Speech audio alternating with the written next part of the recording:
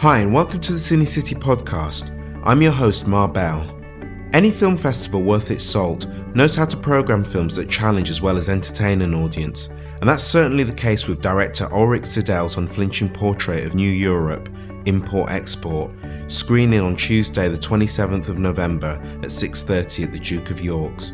As a director, Ulrich believes that the authenticity of his films and the lives they depict is directly tied to how the images are captured, and therefore essential that the actors, crew, and of course himself, experience the worlds they present firsthand. I caught up with him to discuss his approach. So I'm here with Ulrich Seidl, and he's the director of the fantastic Import-Export, as well as a film that you may have come across already called Dog Days. So welcome to the CineCity podcast, Ulrich. Guten Tag. Hello. I like to start my interviews just by asking how you came to be a director. What is it that kind of brought you? Es hat in jedem Fall sehr lange gedauert. Ich bin ja eigentlich ein Spätberufener. Actually, it took a long time. I came to it pretty late, in fact. I went to the Vienna Film School, aged 26, so I didn't really know at the time whether I was going to become a filmmaker, but I was certainly really interested in photography, painting.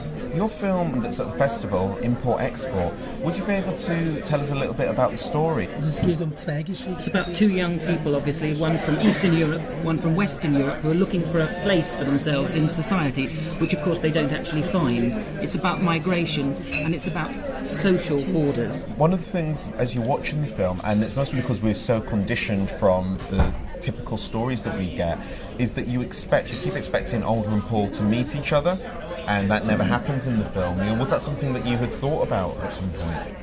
Also das ist natürlich eine Yes, there was of course that scene in the original screenplay, and anyone who was writing a screenplay like this would put that scene in where they meet. But as a director, I really feel myself to be quite free in this kind of matter, and I let the film develop along as I'm working on it over a long period of time. And I therefore take the opportunity whenever I want to change things. And I decided at some point this scene, which was going to be at the border, wasn't needed in the film, because it's not a film that's about geographical borders of East meeting West. It's a film that's about social borders, and they're the same for people in the East and in the West. One of the things that I felt, or that came across in the film, was just how hard life can be for both of the characters, from the East and the West.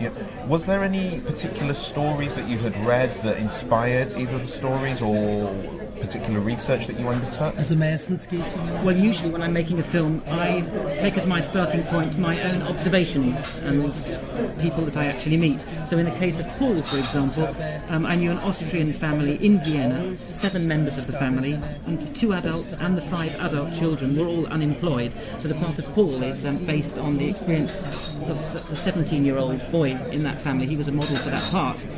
And in the case of the women, there are many women who come to Austria as cleaners and stay there for many years, working as cleaning women. They do work illegally, but it's easier for women to work illegally than it is in fact for men to do so. When I was working on the film, when I was working on the casting of the film, a cleaning woman from Moldavia came in fact to my company, to the film company, as a cleaner. And I talked to her and asked her about her life, and it turned out that her story was exactly the same as the story of Olga when I was preparing for the film. And so in fact I actually cast her in the film as the friend of Olga, and she appears in the film Import-Export. She's the one who is the cleaner in the geriatric ward. Again, you cast unknowns, as you did with Dog Days as well. You tend to work with unknown actors, quite a lot. Is there a reason why you prefer them? Ich habe die Erfahrung gemacht. Well, my experience is that in the case of professional actors, that they're not always authentic in front of the camera, and I want people here to be close to reality, to come from reality, because they're then much freer. They don't draw boundaries as strictly as professional actors do. It takes a lot of time, of course, to find the right people, because you have to look for them, you have to find the right ones. They're not easy to find. You've got the actors and the authenticity that you're looking for from non-professional actors.